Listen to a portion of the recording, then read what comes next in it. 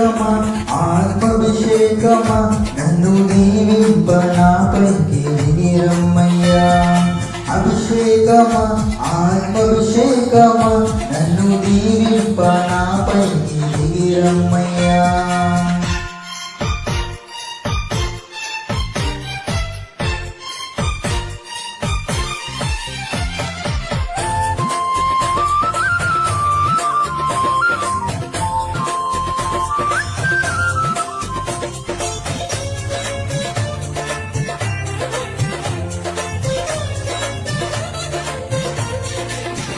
నీవు నాలో నుండా నాకు భయమే లేదు, నీవు నా మీద వలెనుందును. నీవు నాలో నుండా నాకు భయమే లేదు, నీవు నా మీద వలెనుందును. గొలియాతును పడగొట్టి జయముందే, గొలియాతును పడగొట్టి జయముందేదను. అభిషేకమా ఆత్మాభిషేకమా నన్ను దీవింప నాపైకి దిగిరమ్మయ్యా.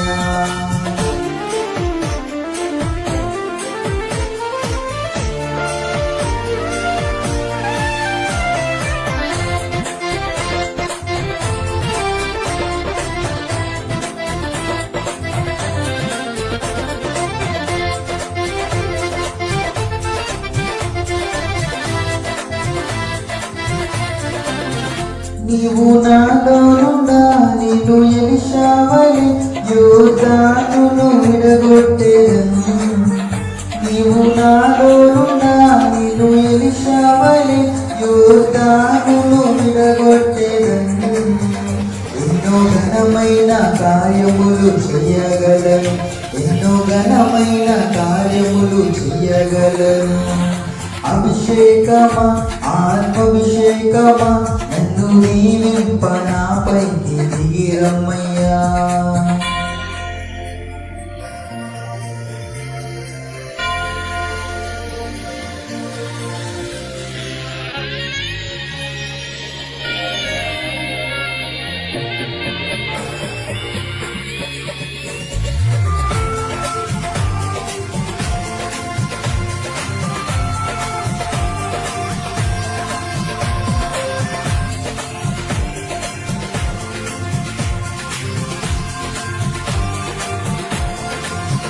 నీవు నాలో నుండా నేను సర్పను వలె ఆత్మజ్ఞానముతో మాట్లాడేదను. నీవు నాలో నుండా నేను సర్పను వలె ఆత్మజ్ఞానముతో మాట్లాడేదను. దేవదూతల రూపములో మారిపోయేదను, దేవదూతల రూపములో మారిపోయేదను. అభిషేకమా ఆత్మాభిషేకమా నన్ను దీవింప నాపైకి దిగిరమ్మయ్యా.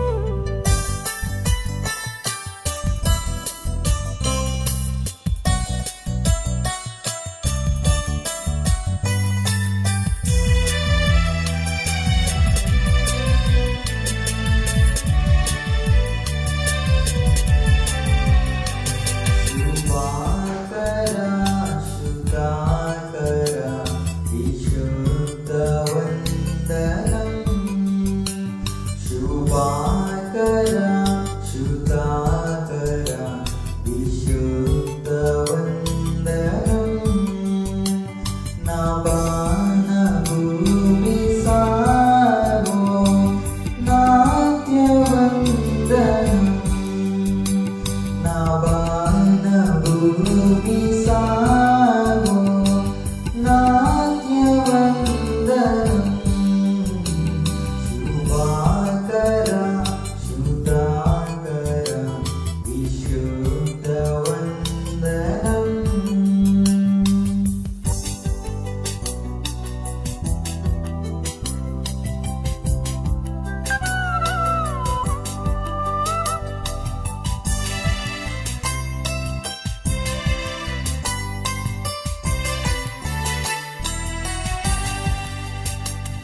యెహోవా స్రష్ట జనక నీకు ఎంతయు ప్రణుతి.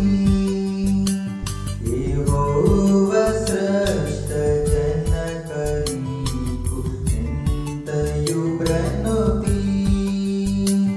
మహోన్నతుండ దివ్యుడ ఘన మహిమ సంస్తుతి. మహోన్నతుండ దివ్యుడ ఘన మహిమ సంస్తుతి. శుభాకర శుద్ధాకర విశుద్ధ వందనం.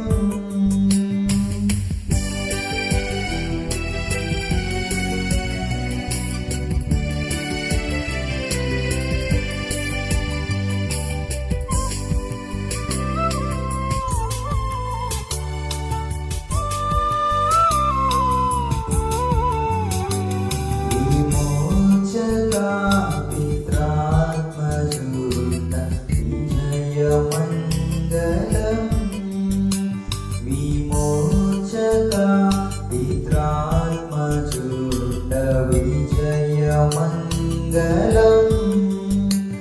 సమస్త సృష్టి సాధనం సామ్యమంగళం.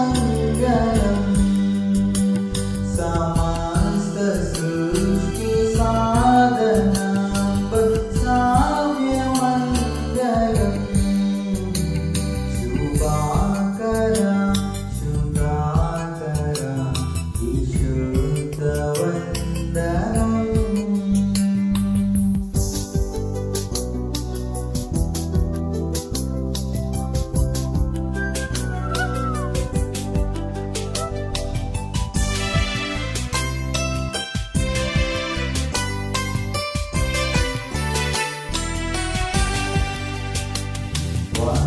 వరాత్మపితా పుత్ర నిర్గమ పరుడ స్తోత్రము. వరాత్మపితా పుత్ర నిర్గమ పరుడ స్తోత్రము. వరాప్రదుండ భక్త హృదయ వాస స్తోత్రము. వరాప్రదుండ భక్త హృదయ వాస స్తోత్రము. శుభాకర శుభాకర విశుద్ధ వందనం. స్తుతి ప్రార్థన. ఓ దేవా, తండ్రుగాను కుమారుడుగాను పరిశుద్ధాత్మగాను ప్రత్యక్షమైన తండ్రి, నీ ప్రత్యక్ష నిమిత్తమైన అనేక స్తోత్రములు. ఇప్పుడు నేను ఆరాధించు కృపా సమయము దయచేస్తున్నందుకు వందనములు. దూతలు పరలోక పరిశుద్ధులు నిన్ను స్తుతించినప్పటికీ మా స్థుతులు కూడా కోరుకొంచు నీకు అనేక స్థుతులు. నీవు కలిగజేసిన సమస్త సృష్టిని బట్టి నీకు గణతలుచున్నది. సృష్టితో పాటు మేము నమస్కరించుచున్నాము. ఆరాధన పడిన నీకు కీర్తినట్లు ఏకవిషముని దీవించమని ప్రభు ద్వారా వేడుకొనుచున్నాము. ఆమేన్. ప్రియులారా, ప్రభునందు ప్రియులారా, మన మధ్య పరిశుద్ధమైన దేవుని సన్నిధికి వచ్చినప్పుడు పూర్తిగా సర్వాతంలో ప్రవేశింపకపోవడము, మన పాప స్థితిలో ఒప్పుకొని క్షమాపణ పొందడం మనకి ఎంతో మేలు. మనము పాపం లేని వారు మనం చెప్పుకునే నెల మనలో సత్యం ఉండదు.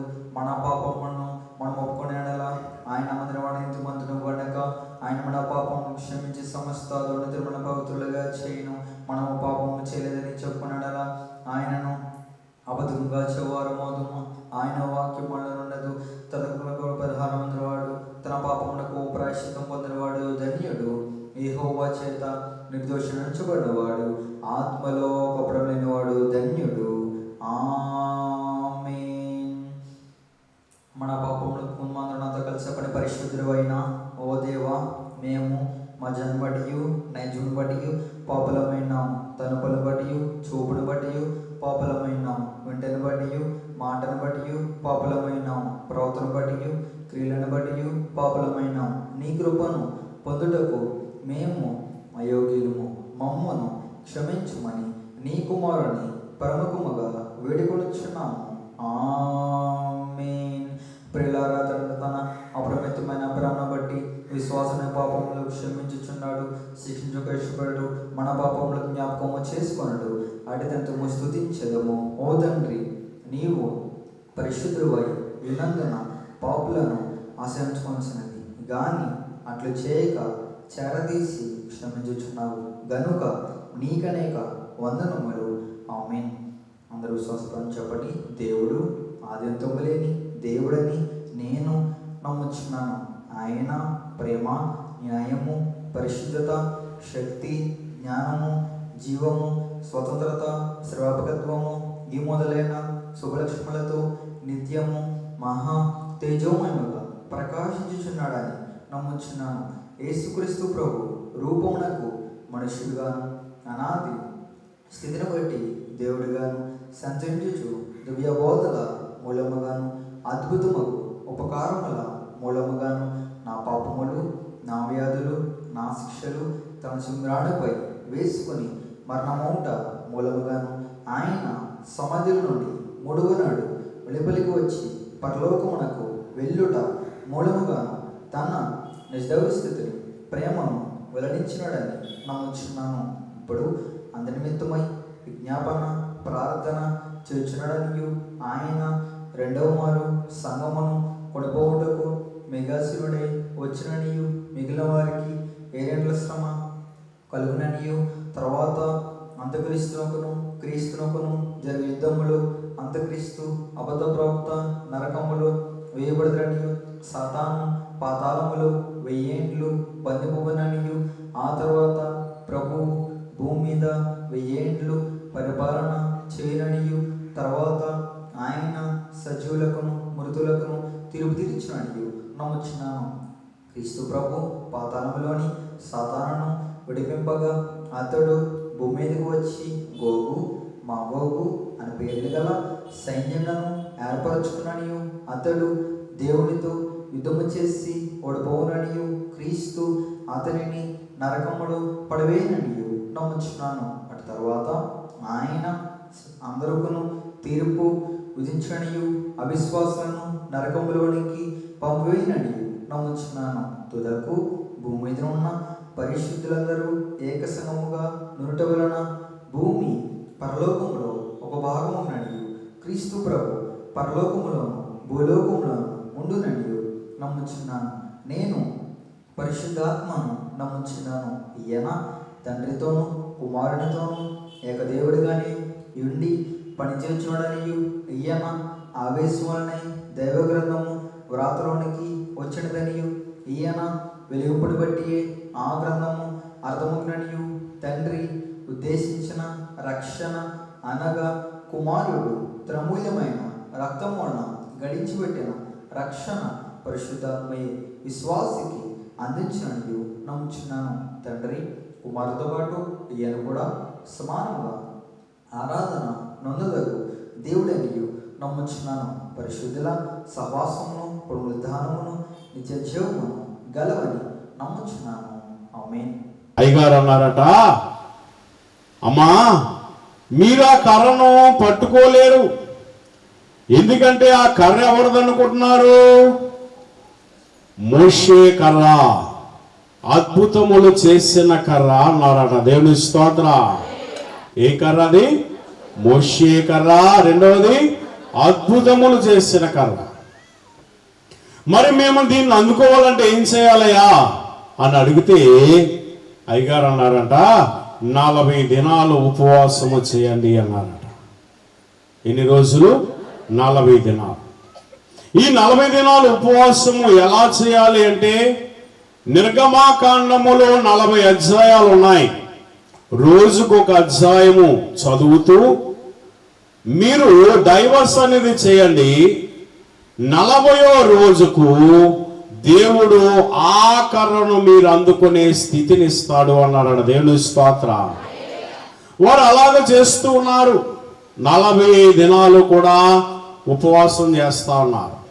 ప్రతిరోజు కూడా నిర్గమాకాండములో ఒక అధ్యాయము చదవటం, తర్వాత దైవ సన్నిధి చేయటం. ఇలాగ 40 దినములు జరుగుతూ ఉన్నాయి. 40వ దినం వచ్చేసరికి ఇప్పుడు అయ్యగారితో అన్నారట, అయ్యా 40 దినాలు అయిపోయినాయి అన్నారట. అయితే మీరేం చేయాలో ప్రభువుని అడగండి అన్నారట. ఎవరిని అడగాల? ప్రభువుని అడగడం అంటే వెంటనే దొరికేస్తారు ఆయన? ఏమా, ఆయన దొరకరు. కానీ వెతికే వారికి దొరుకుతాను అని దేవుడు ఆనతనిచ్చారు. కనుక మరి ఇక్కడ మనం గమనించినట్లయితే ఈ నిత్య జీవ సన్నిధి కూటస్థులైన వారు ఏం చేశారంటే, ప్రభువుని అడగండి అంటే వెంటనే మరలా ఎక్కడికి పరిగెట్టారు? సన్నిధి గదిలో పరిగెట్టారట. సన్నిధి గదిలో పరిగెట్టి, అయ్యా నీ దాసులు మా దావీదులను ఇలాగని అడుగుతూ ఉన్నారు, ఇప్పుడు మేము 40 దినాలు ఉపవాసములు ముగించాము, ఇప్పుడు మేము ఏం చేయాలయ్యా అని అడుగుతూ ఉంటే అప్పుడు వారు అంటున్నారంట, అయ్యో ప్రభు అంటున్నారట, ఆయనను అభిషేకించండి అన్నారట. ఎవరిని? అయ్యగారిని అభిషేకించమన్నారట. అభిషేకించమంటున్నారయ్యా అని చెప్పి మళ్ళా అయ్యగారి దగ్గరికి వచ్చి చెప్పారంట. వారు అయ్యగారు అంటున్నారంట, ఏమని అభిషేకించమంటున్నారు అడగన్నారట. మళ్ళీ సన్నిధిలో పరిగెట్టారట. ఎవరితో మాట్లాడడానికి? దేవునితో మాట్లాడడానికి. అయితే ఏమని అభిషేకించమంటున్నారు అంటే, సన్నిధి దించిన తండ్రికి వందనములు. ఏంటమ్మా? సన్నిధి దించిన తండ్రికి వందనములు. రెండవది, సన్నిధి నేర్పిన తండ్రికి వందనములు అని ఇలాగనా చెప్పమని, ఇలాగన వారిని అభిషేకము చేయమని చెప్పి అన్నారట. అయితే దేనితో అభిషేకము చేయమన్నారు అని అడగమన్నారట. మళ్ళా చూసారా, దేనితో అభిషేకము చేయమన్నారని చెప్పి మళ్ళా అయ్యగారి దగ్గరికి వచ్చి అంటే, మళ్ళా వారు సన్నిధిలోనికి వెళ్ళి ప్రభుతో అంటున్నారంట, అయ్యా దేనితో అభిషేకము చేయమంటున్నారని నీ దాసులు అడుగుతున్నారయ్యా అంటే, అప్పుడు అన్నారంట, తైలముతో అభిషేకము చేయండి అన్నారట. దేవుని స్తోత్ర. ఇదంతా ఎక్కడ జరిగిందంటే, ఒరిస్సా దగ్గర బరంపురం అనేటువంటి గ్రామములో ఒక డాక్టర్ గారు ఉన్నారు. ఆమె పేరు డాక్టర్ ఆట్నమ్మ గారు. ఆమెతో పాటు సన్నిధి పరులైన వారు కలిసి ఉండేవారట. ఏమా, వీరందరూ కలిసి అప్పుడు అయ్యగారిని తైలము పోసి, చూసారు ఎంత గొప్ప ఆశీర్వాదము. 40 దినాలు ఉపవాసము చేశారు గనుక ఇప్పుడు వారు అయ్యగారిని అభిషేకించేటువంటి గొప్ప భాగ్యం ఎవరికి ఇచ్చారు? దేవుడే ఈ యొక్క సన్నిధి పరులైన వారికి అనుగ్రహించారట. దేవుని స్తోత్ర. మరి ఇప్పుడు వారు తైలము పోస్తూ అంటున్నారంట, సన్నిధి దింపిన తండ్రికి వందనములు, సన్నిధి నేర్పిన తండ్రికి వందనములు అని ఎలాగున వారు చక్కగా ఆయనను అభిషేకిస్తూ ఉన్నారట. కనుక దేవుని విశ్వాసులారా, ఎవరు చేసిన సన్నిధిని, భక్తులైన వారు అనేక మంది ఉన్నారు, ఎవరు చేసిన సన్నిధిని వారే పరలోకానికి తీసుకొని వెళ్ళిపోయారంట. కానీ దైవజనులు దేవదాసాయి గారు చేసిన సన్నిధి ఆయన ఇక్కడే ఉంచి వెళ్ళారట. అంటే అందుకని అయ్యగారు అంటారట, ఇదిగో మీకు కలిమి కావాలంటే, కలిమి అంటే ఏమిటి? ఏమా, వృద్ధి, ఆశీర్వాదము.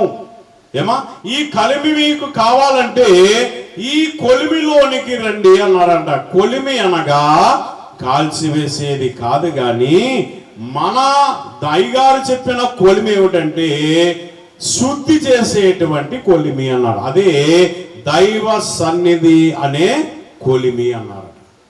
ఏ కొలిమి అది? దైవ సన్నిధి అనే కొలిమి. ఈ దైవ సన్నిధి అనే కొలిమిలోనికి ఎవరైతే వస్తారో వారందరినీ కూడా దేవుడు ఆశీర్వదించేవారై ఉన్నారట. ఏమా, మరి సన్నిధి లేని వారి పరిస్థితి ఏమిటి? సన్నిధి చేయనటువంటి వారి పరిస్థితి ఏమిటి? అందుకనే దేవదాసాయి గారు అన్నారంట, సన్నిధి చేయని వారు బైబిల్ మిషన్ వారు కాదు. అంటే అందరూ కూడా చేసేది ఏమిటి? సన్నిధి చేయాలి. అందుకనే దేవుని విశ్వాసులారా, ఈ సన్నిధి చేయటం ద్వారా దేవుడు ఎన్నో గొప్ప ఆశీర్వాదాలు మనకి ఆయన అందించేవాడై ఉన్నాడంట. అదే ఈ 40 దినాలు ఉపవాసములు చేసిన తర్వాత చివరిలో 41వ దినాన్న ఏం చేయమన్నారు? తైలాభిషేక పండుగ జరిగించుకొనండి అని చెప్పి దైవజన దేవదాసయ్య గారు ఆయన చెప్పి ఉన్నారు. ఆయన అప్పుడు చెప్పినటువంటి ఈ యొక్క పండుగ అప్పటి నుండి ఇప్పటి వరకు కూడా ఆచరిస్తూనే ఉన్నారట. దేవుని స్తోత్రం. అయితే పరిశుద్ధ గ్రంథములో మనం గమనించినట్లయితే మందిరాభిషేకము ఉన్నది, అలాగనే యాజకుల అభిషేకం ఉన్నది, అలాగనే రాజుల అభిషేకం ఉన్నది. కానీ దైవజనుల దేవదాసయ్య గారి ద్వారా విశ్వాసులైన వారికి కూడా దేవుడు అభిషేకమును దయచేశారట ఈ దినము. దేవుని స్తోత్రం. సరే, ఎంత గొప్ప ఆశీర్వాదమో చూడండి. మరి ప్రతిరోజు మనం తైలం పోస్తూ ఉంటాం, కానీ ఈవేళ తైలమును పోసి అభిషేకించుట. అయితే ఇక్కడ మనం గమనించినట్లయితే మొట్టమొదట మందిరాభిషేకమును చూద్దాం.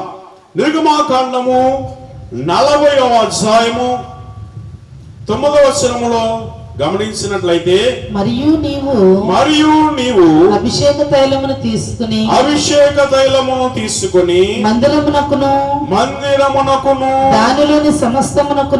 దానిలోని సమస్తమునకును అభిషేకము చేసి దాని ఉపకరణములంటిని ప్రతిష్ఠింపవలెను. అప్పుడు అది పరిశుద్ధమగును. దేవుని స్తోత్రం.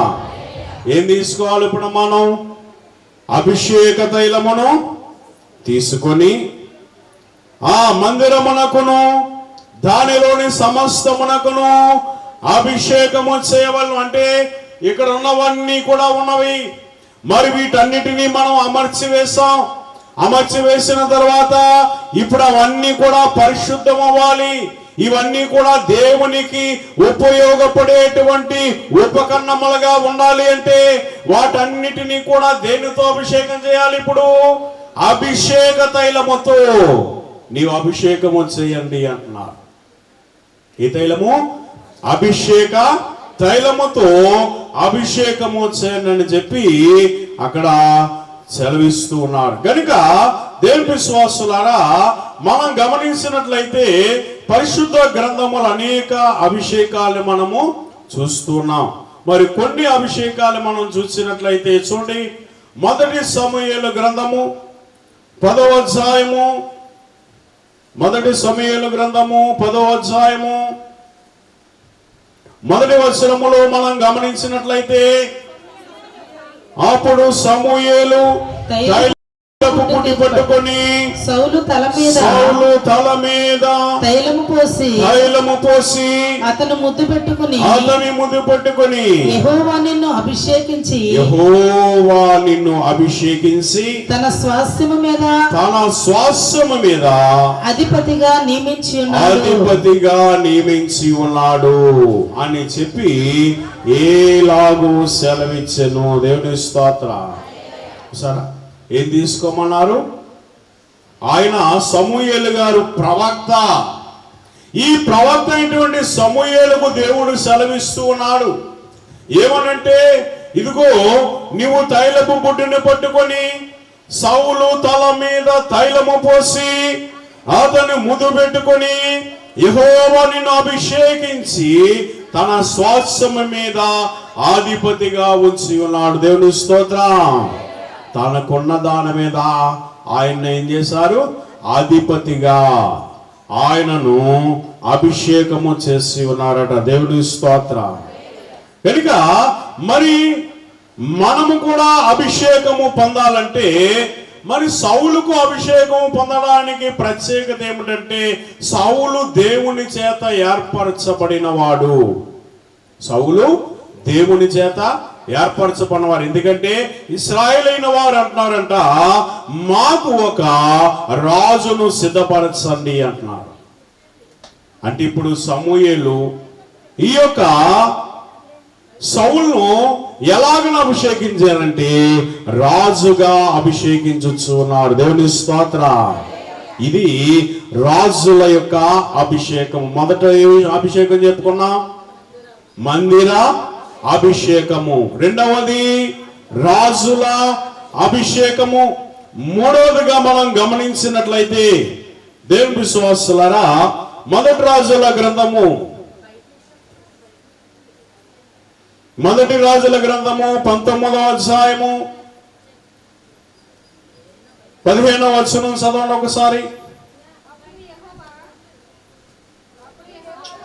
అప్పుడు యెహోవా అతనికి సెలవిచ్చినదేమనగా, నీవు మరలి అరణ్య మార్గమున దమస్కునకు పోయి దానిలో ప్రవేశించి సిరియా దేశము మీద హజాయేలునకు పట్టాభిషేకము చేయము అంటున్నాడు.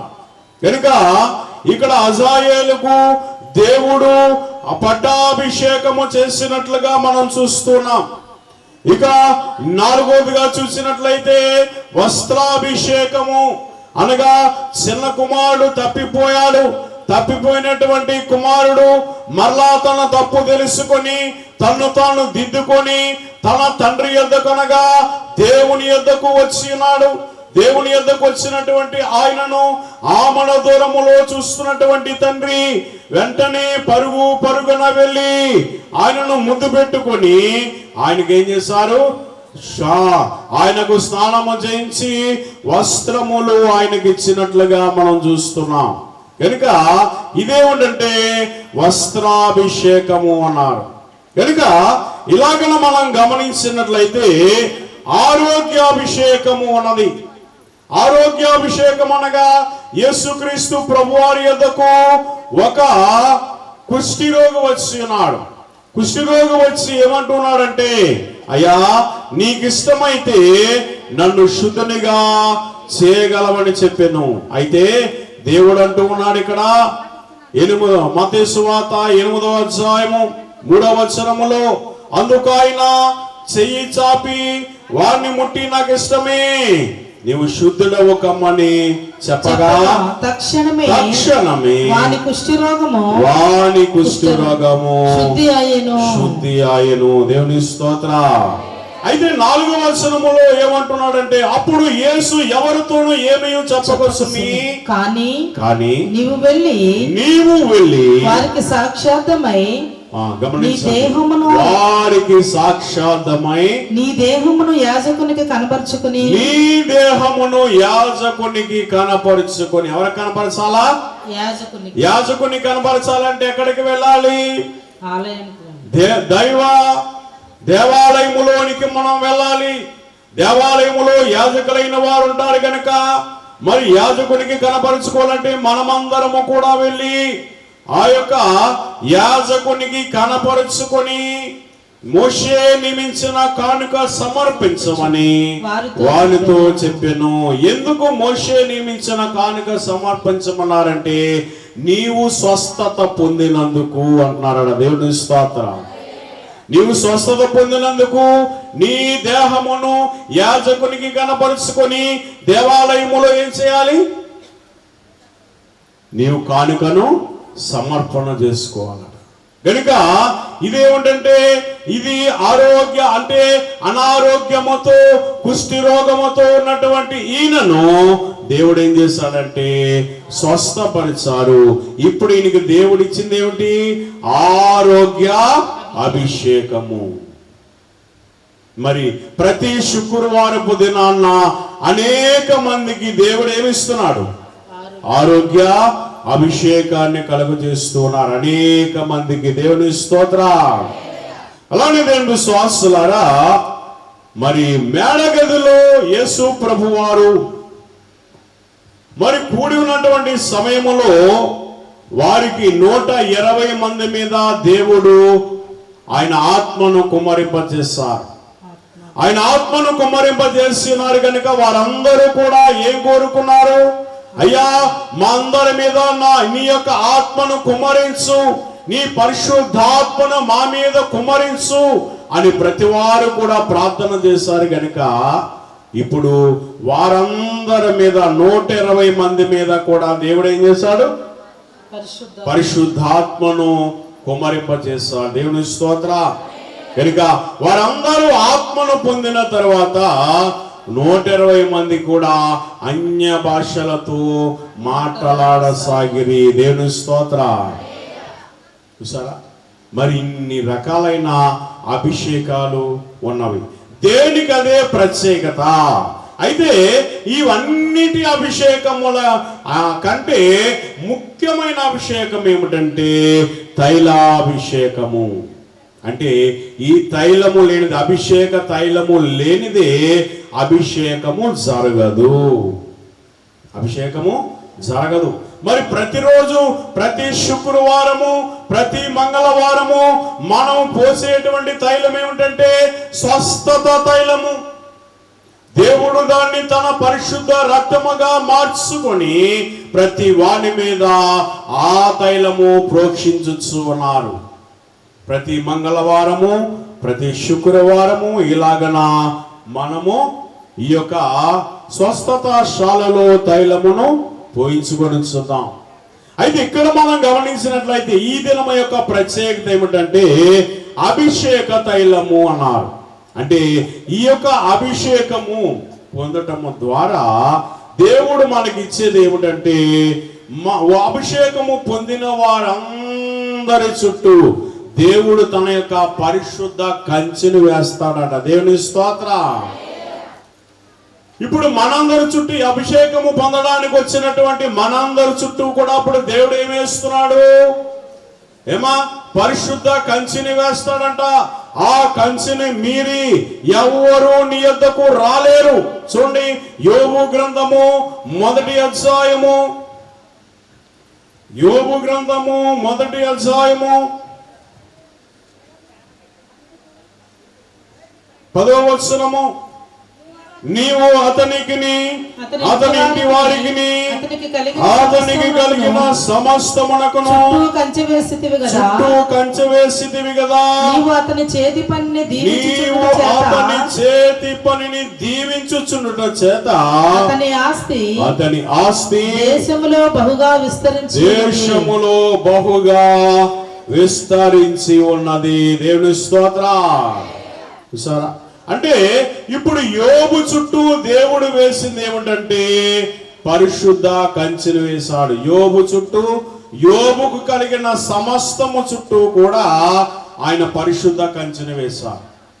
అలాగనే ఈ దినాన మరి మనందరి చుట్టూ కూడా దేవుడు ఈ యొక్క అభిషేకము పొందుట ద్వారా మనందరి చుట్టూ కూడా ఆయన పరిశుద్ధ కంచెని వేసేవారై ఉన్నారట. కనుక మరి ఆ యొక్క అభిషేకము మనం పొందాలంటే మనము ఈ యొక్క అభిషేకమును పొందడానికి శుద్ధి కలిగి ఉండాలి. దేవునికి ఇష్టమైనటువంటి మార్గములో మనము నడవాలి. ఆయన యొక్క ఆజ్ఞల చెప్పున నీవు నడిచేవాడిగా ఉండాలి.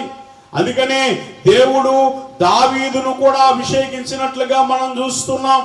మరి దావీదు ఎటువంటి వాడంటే ఆయన ఈ యొక్క దావీదు అభిషేకము పొందిన తర్వాత దావీదుకు దేవుడు ఏమిచ్చాడంటే ఆత్మను కుమ్మరించినట్లుగా మనం చూస్తున్నాం. ఏమిచ్చాడమ్మా? పరిశుద్ధాత్మను దేవుడు కుమ్మరింపజేసినట్లుగా మనం చూస్తున్నాం. దేవుని స్తోత్ర. మరి మనకి కూడా ఈ యొక్క అభిషేకము పొందుట ద్వారా మొదటిది ఏం కలుగుతుంది? ఆయన పరిశుద్ధ కంచెని వేస్తాడు. రెండవదిగా మనం ఆయన యొక్క ఆత్మను పొందుకుంటామట. దేవుని స్తోత్ర. ఏ ఆత్మ? పరిశుద్ధాత్మను మనము పొందుకునే వారిగా ఉంటామట. కనుక దేవుని విశ్వాసులారా, మనము కూడా అట్టి అభిషేకము పొంది మనము దేవునితో సహవాసము చేయగలిగేటువంటి స్థితిని మనము కలిగి ఉండాలి. చివరిగా మనం గమనించినట్లయితే ఈ యొక్క తైలాభిషేకము చూడండి, కీర్తన గ్రంథము 141వ అధ్యాయము కీర్తన గ్రంథము 141 అధ్యాయము 5వ వచనములో మనం గమనించినట్లయితే, నీతిమంతులు నన్ను కొట్టుట నాకు ఉపకారము, వారు నన్ను గద్దించుట నాకు తైలాభిషేకము. నేను అట్టి తైలాభిషేకమును త్రోసివేయకుందును గాక అని ఇక్కడ దావీదే సెలవిస్తున్నాడు. అసలు తైలాభిషేకం ఏమిటి అని మనం గమనించినట్లయితే, నీతిమంతులు నన్ను కొట్టుట నాకు ఉపకారం. అంటే నీతిమంతులైన వారు మనల్ని ఎందుకు కొడతారు? సన్మార్గములో నడిపించడానికి, దుష్ట మార్గము నుండి, పాప మార్గము నుండి విడిపించి సన్మార్గములో నడిపించడానికి ఈ నీతిమంతులైన వారు మనలను దండిస్తూ ఉంటారంట. అయితే ఈ వారు నన్ను గద్దించుట నాకు తైలాభిషేకము అంటున్నారు. ఎవరైతే గద్దింపుకు లోబడతారో, యాజకులైన వారు గద్దించినప్పుడు లోబడి ఆ యొక్క గద్దింపును నీవు స్వీకరించేవాడిగా ఉండాలట. అమ్మో, పాస్టర్ గారి వేళ నన్ను తిట్టేశారు, పాస్టర్ గారు నా కొరకే చెప్పారు ఈవేళ అని చెప్పి ఈవేళ పాస్టర్ గారిని అడగాలి అనేవారు కొందరు, ఈవేళ పాస్టర్ గారిని కడగాలి అనుకునేవారు కొందరు. పాస్టర్ గారిని కడక్కండి, మిమ్మల్ని మీరు కడుక్కోండి. మిమ్మల్ని మీరు కడుక్కుంటే తైలాభిషేకము పొందడానికి దేవుడు అర్హత ఇస్తాడట. పాస్టర్ గారిని కడుగుతే ఏమొస్తుంది? మీకు ఏమైనా వస్తుందా చెప్పండి? ఒక అమ్మగారిని అలాగే కడిగేశానన్నదట. ఏం చేసింది? కడిగేశానన్నారు. అంటే సర్లే అని చెప్పి దేవుడే ఆమె ఊరుకున్నారు. ఆమె తరపున దేవుడే వాచ్యమన్నాడు. దేవుడి స్తోత్ర. అంది యాజకులైన వారిని కడిగేటువంటి స్థితి మనకు ఎక్కడది ఉందా? లేదు. మిమ్మల్ని గద్దించడానికి ఏంటి? మీరు సన్మార్గములో నడుస్తారని యాజకులైన వారికి దేవుడు అధికారం ఇచ్చాడు. యాజకులైన వారికి దేవుడు ఏమి ఇచ్చాడు? అధికారం ఇచ్చాడు. ఎందుకు? మిమ్మల్ని సన్మార్గములో నడిపించడానికి.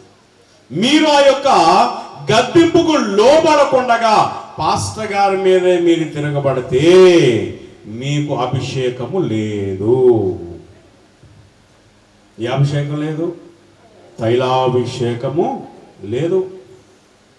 నీవు ఎప్పుడైతే వారి మీద తిరగబడేటువంటి ఆలోచన, తిరగబడేటువంటి మాటలు కలిగి ఉంటామో అప్పుడే నీవు అభిషేకము పోగొట్టుకున్న వాడితో సమానము. మరి సౌలును దేవుడు అభిషేకించారు, కానీ ఆయన అభిషేకాన్ని, ఆయనకి ఇచ్చినటువంటి సింహాసనాన్ని, ఆయనకి ఇచ్చినటువంటి అధికారాన్ని ఆయనే పోగొట్టుకున్నాడు. ఎందుకు? దావీదు మీద తిరగబడబట్టి. దేవుణ్ణి విడిచాడు గనుక, దేవుణ్ణి విడిచాడు గనుక ఇప్పుడు ఏమయ్యాడు? ఆయన దేవునికి దూరం అయిపోయాడట. గనుక ఇప్పుడు మనం దేవునికి దగ్గరగా ఉండాలా, దూరంగా ఉండాలా? దగ్గరగా ఉండాలి. దగ్గరగా ఉంటే అప్పుడు నీకు ఏ బలహీనత కలిగినా, ఏ శ్రమ వచ్చినా, ఏ బాధ వచ్చినా దేవుడు నిన్ను అభిషేకించేవాడై ఉన్నాడు. వ్యాధి వచ్చినప్పుడు ఆ వ్యాధి నుండి తప్పించి నీకు దేవుడు ఏమిస్తాడు? ఆరోగ్య అభిషేకాన్ని ఇస్తాడట. నీకు వస్త్రాలు లేనప్పుడు, నాయనా నాకు వస్త్రాలు లేవు అనుకున్నప్పుడు వెంటనే దేవుడు నీకు నూతన వస్త్రములు అనగా వస్త్రాభిషేకము దేవుడు నీకు చేస్తాడు. ఇలాగనా నీకు అభిషేకము కావాలంటే నీవు యాజకులైన వారికి, దేవునికి ఎలా ఉండాలి? లోబడి ఉండాలి. వారిచ్చినటువంటి గద్దింపుకు నీవు లోబడితే అదే నీకు తైలాభిషేకము అన్నాడు. అదే నీకు తైలాభిషేకం. ఏమో కొంతమంది లోబడి చాలా మంది ఎన్నో ఆశీర్వాదాలను పొందిన వారిని మనం చూసాం. యేసు ప్రభు వారు శిష్యులైన వారిని అనేక సార్లు గద్దించారు. గద్దించినప్పుడు వారు లోబడ్డారా? లోబడలేదా? లోబడ్డారు గనుక ఆ శిష్యులైన వారు ఈ దినమన్నా వారు ఎలా ఉన్నారు? సృష్టిని శాసించేటువంటి స్థితిలోనికి వారు వచ్చారు. అంత అధికారాన్ని దేవుడు ఆ శిష్యులైన వారికి ఇచ్చాడు. ఎందుకు? యేసయ్యకు లోబడటం వలన. మరి నీవు కూడా నీ సేవకులైన వారికి, దేవునికి నీవు ఎప్పుడైతే లోబడతావో, వెంటనే ఆ గద్దింపుకు లోబడతావో, అదే నీకేమన్నారు? తైలాభిషేకము. గనుక నీతిమంతులు నన్ను కొట్టుట నాకు ఉపకారము, వారు నన్ను గద్దించుట నాకు తైలాభిషేకము. నేనంటే అభిషేకమును త్రోసివేయకుందును గాక. వారి దుష్ట క్రియలను చూసి నేను తప్పక ప్రార్థన చేయుచున్నాను. దేవుని స్తోత్రం. కనుక అట్టిది మనము తప్పిపోకుండా దానికి ఎప్పుడైతే నీవు లోబడతావో అప్పుడు వెంటనే దేవుడు నీకు గొప్ప అభిషేకాన్నైనా దయచేసేవాడై ఉన్నాడు. అట్టి ధన్యత, అట్టి అభిషేకము తండ్రి మనందరకు దయచేనుగాక. ఆమేన్. ముగింపు ప్రార్థన చేస్తున్నాం. సకల యుగములలో అక్షుడును అదృశ్యుడును రాజువైన మా పావన పరలోకపు తండ్రి, గొప్ప దేవానికి వందనములు, స్తోత్రములు చెల్లించుకొనుచున్నాం. ఎంతవరకు విన్నటువంటి వర్తమానమును బట్టి నీవు మాకు అందించిన గొప్ప దేవానికి స్తోత్రాలు. నాయనా, నీవు మాకు ఇచ్చినటువంటి ఈ యొక్క వర్తమానములు 4 విందులు కనబడుతున్నవి. నాయనా, ఈ యొక్క విందులన్నింటినీ మేము అనుభవిస్తూ 3 విందులను అనుభవించి 4వ విందుకు చేరుకొనగలిగే గొప్ప ధన్యత నాయనా, పెండ్లి కుమార్తె యొక్క రూపమును తండ్రి మా అందరకు దయచేయమని తండ్రి నీ పాదముల పట్టు అడుగుతున్నాం. ఈ లోకములో మేము నాయనా ఇదిగో ఆహారమును గురించి, నేను వస్త్రమును గురించి చింతపడకూడదని నీవే పరిశుద్ధ లేఖనముల ద్వారా రాయించిన తండ్రి నీకే స్తోత్రాలు. 2వ విందుగా వాక్యాహారముతోనే బలమాత్మకంగా చేకూరునన్నావు ప్రభా. వాక్యాహారం అనగా ప్రతిరోజు ఈ వాక్యమును చదివే భాగ్యము దయచే నీ ప్రభానికి స్తోత్రాలు. 3వదిగానైనా సంస్కారపు విందు. ఈ సంస్కారపు విందును అయోగ్యముగా ఎవరు అందుకోకూడదన్నావు ప్రభా. యోగ్యత కలిగి, విశ్వాసము కలిగి ఎవరైతే అందుకుంటారో వారికి ఆ విందు పని చేయనన్నావు. నైనా దినాన్న ఏ రోజున నీవు సంస్కార విందును అందుకొనిచున్నావో ఆ రోజునే ప్రభువు నిన్ను ముట్టుచున్నాడు, నీకు స్వయముగా అందిస్తున్నాడని ఎప్పుడైతే నీవు విశ్వాసము కలిగి అందుకుంటావో అది నీలో పని చేయనన్నావు తండ్రి నీకే స్తోత్రం. ఇక 4వ విందు ప్రభా, ఈ 3 విందులను మేము అయోగ్యం లేకుండా యోగ్యత కలిగి విశ్వాసము కలిగి నాయనా నిన్ను వెంబడించేదముగా సాగిపోయినట్లయితే 4వ విందులో నాయన నీవే మమ్మల్ని సిద్ధపరిచేవాడు విన్నావు తండ్రి నీకే స్తోత్రం. నాయన అట్టి విందు, ఈ 4 విందులు నాయన మేము 3 విందులు అనుభవించి 4వ విందులోనికి నాయన పెండ్లి విందులోనికి, పరలోకపు విందులోనికి ప్రభా మేమందరము చేరుకునే ధన్యత వాక్యము మా అందరికి దయచేయమని అడుగుతున్నాం తండ్రి. గొప్ప దేవా నీకే స్తోత్రములు స్తోత్రములు స్తోత్రములు చెల్లించుకొచ్చున్నాం.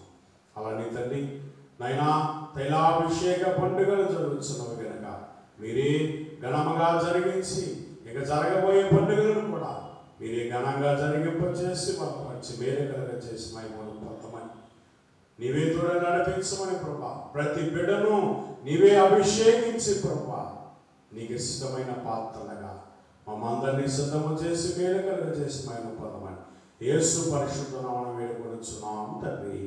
ఆమేన్.